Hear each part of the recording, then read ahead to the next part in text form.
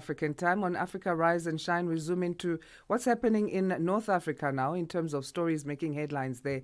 And we speak to Eliza Volkmann, journalist covering the North Africa and the Sahel region. Eliza, great catching up with you. How are you this Friday? Good morning. All right, let's start today with Tunisia. The opposition leader, they're being sentenced to 14 years.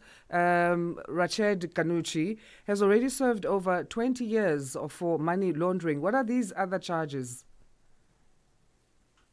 And this is a renewed cycle of what we're seeing, particularly with the political prisoners and also another prisoner called Sonia Dramani, of just adding more and more sentences. There's a group of political prisoners, of which Rached Ghannouchi is a part of, that have been charged with various difficult to dispute sort of charges, mostly under the Terrorism Act. As you say, he's also been charged with money laundering. And there's a sort of suite of charges that have been levelled at this. It's sort of over 20 different people. And the most high profile, of course, is Rached Ghannouchi, who is the leader of Ennahda Party, which was the political party that had the most seats in parliament since the revolution. And he has been, in the past, a symbol of what people call the sort of Islamist movement, and has been very much sort of cast by the opposition as a sort of diabolic force within the country. Ennahda, they describe themselves as democratic Muslim movement. They did form in 1979, well, post 1979 Islamist revolution in Iran, but over time they've perhaps sort of softened, been less revolutionary, and particularly post 2011. They went through a sort of an evolutionary change, and in fact in the 2019 elections their candidate said that eventually Ennahda should be the Conservative Party. So they've been undergoing an evolution, but unfortunately their image within the political fields, it could very easily snap back into the stereotype of Islamism and sort of Islamist politics. So he's been a very sort of convenient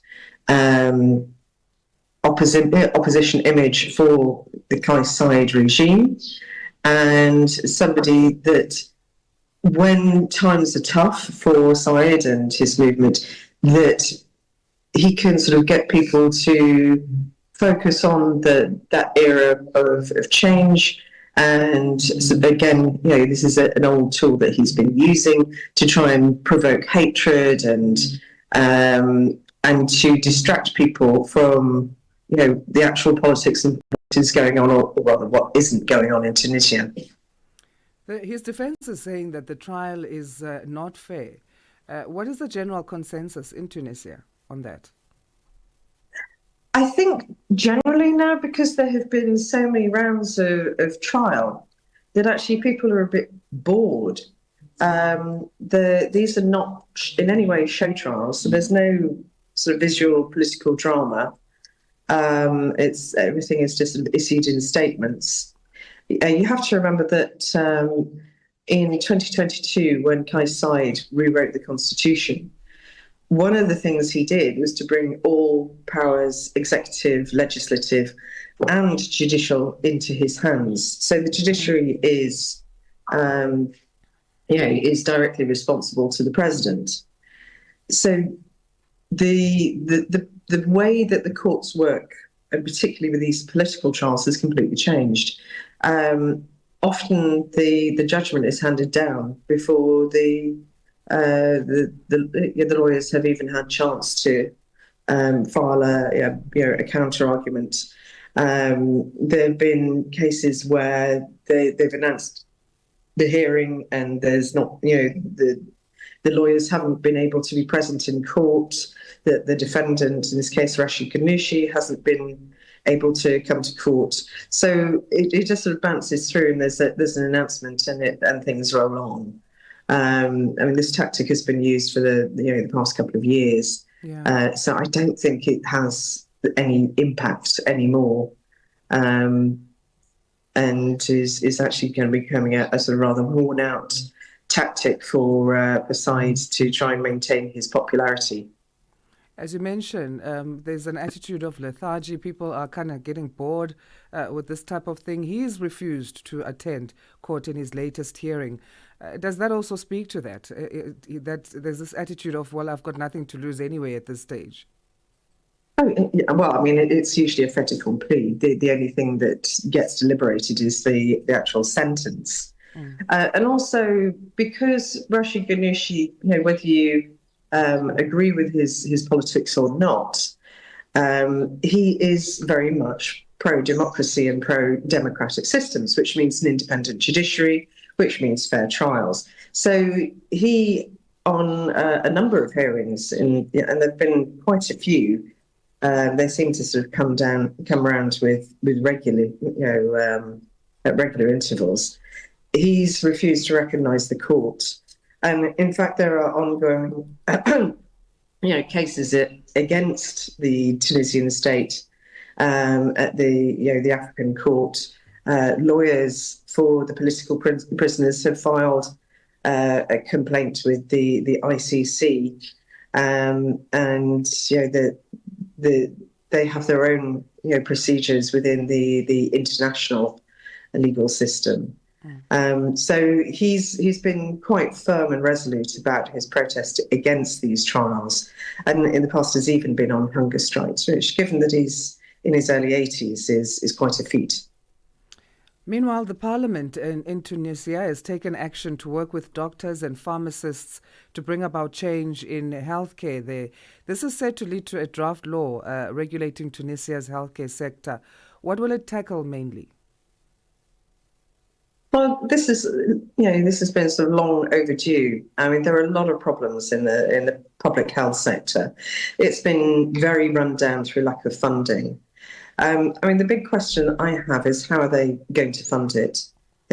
Tunisia's public hospitals really are in a terrible state. The young doctors and the medical staff are working in horrendous environments.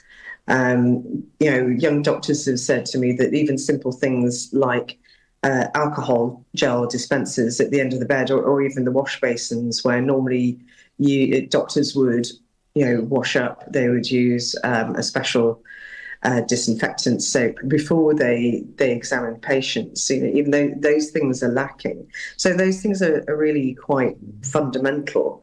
A lot of the hospital buildings are quite old. They date back to the 60s or even earlier. So it needs to address things at a very fundamental level. But one of the big problems, again, I don't really see how they're going to overcome it, because this is talking with pharmacies, is that the central pharmacy is regularly running out of medicine. And one of the problems in terms of imports is Tunisia's lack of foreign currency reserves. And we've seen this repeatedly, not just with medicines, and then much more high-value imports, but with substances like sugar and flour, that often there have been food shortages. There has been a lot of support, external support, to make sure that there are supplies of fundamental staples like flour, but buying a packet of sugar is a real rarity. That has become normal. So it does beg the question, how are they going to actually reform it? Also, this proposition to draft a new law, it is also somewhat disingenuous, because last week the junior doctors were again on strike and protesting, and they were describing absolutely horrendous working conditions and saying, we're human beings, we're not dogs or donkeys. They're underpaid, they're working incredibly long shifts. There's also a really bad culture that they describe, where it's only junior doctors who are on call. There's no the equivalent or a consultant, or in America they call an attending. The senior doctor isn't directly on call and available. So the junior doctors are really kind of having to manage the whole medical service in hospitals on their own. Things are poorly set up. There are a lot of scanners that are offline. It's literally going to take billions. Let's move to Libya now, where the EU Commissioner for Migration has been expelled from Libya as persona non grata. What led to this incident of Magnus Brunner being asked to leave Libya upon landing at the airport? So this was in Benghazi. So this was in eastern Libya, where he was declared persona non grata, and it was planned 3-4 days before he arrived. Magnus Brunner, before his trip to Libya, really was sort of talking a big talk and sort of weighing in heavy on Libya in terms of migration management. So he was saying that Libya really has to do a lot more to make sure that there aren't any boat departures, and he was inadvertently accusing Libya of not lifting its own weight in terms of migration management. And things have also shifted from Tunisia, which used to be the main point of departure and the most popular route, back to Libya. And there's been an increased departures from the city of Tobruk in eastern Libya. And there have been a massive increase in arrivals on the Greek island of Crete. So hovering overhead is also the Maritime Memorandum, where the onus of migration management is really put on the shoulders of the southern Mediterranean states, so Libya, Tunisia, to hold back migration towards Europe. So although we can't be certain, the impression that I have, and I've spoken to analysts working on Libya, is that this was pre-planned, and rather than saying advance don't come, Field Marshal Khalifa Haftar and his sons, they wanted some political drama. So it's a bigger drama if you allow people to arrive and then you expel them and say you're persona non grata. So they look, certainly in Libya, as the stronger parties, expelling the northern Mediterranean and European partners. Sorry, it's morning. I work from home. I've given up trying to keep the cats off the table, so I'm afraid Ariadne's joined the discussion for the moment. Right. So that was in part political show, but in fairness, having read the statement that Magnus Brunner gave out about putting the real focus on Libya as being the more responsible for migration management, I can understand why any government would feel really quite put out. And they were citing that the visit from, because it wasn't just Magnus Brunner, it was also the Italian Minister of Interior and the Greek Minister of Interior, who were visiting. I mean, but previously there'd been good relations with Italy. There's a lot of complex politics with Greece. Greece used to be on friendly terms with Libya, but with Eastern Libya, rather. But now Eastern Libya has re-allied with Turkey, who, of course, is at loggerheads with Greece. There's a lot of tension between Greece and Turkey, particularly along their own maritime border. So it's quite a cocktail of political grudges and discontent. Eliza, we're going to leave it there for today, and thanks so much for making time to give us your analysis. It's always appreciated. And you're really welcome. Have a wonderful day. You too. Eliza Volkmann is journalist covering the North Africa and the Sahel region. A lot happening in Libya, it seems. BP and Shell, the British energy petroleum companies, also having signed deals with the Libya's National Oil Corp. and also the country hosting a regional migration summit. But that's where we leave it for the North Africa Rep on this Friday, the 11th of July. It's 6:31 Central African Time. Good morning to Jolani Tulongwepe. She's got our news headlines.